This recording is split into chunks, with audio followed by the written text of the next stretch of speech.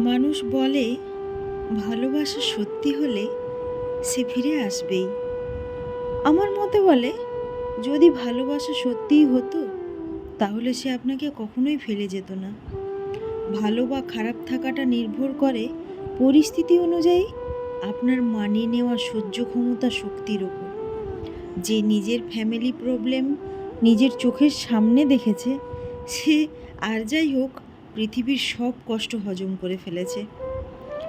যাকে দূর থেকে ভালো লাগে তার খুব কাছে না আসাই ভালো, কারণ খুব কাছে আসলে সেই মায়াটা আর থাকে না, কারণ মানুষ দূর থেকেই সুন্দর।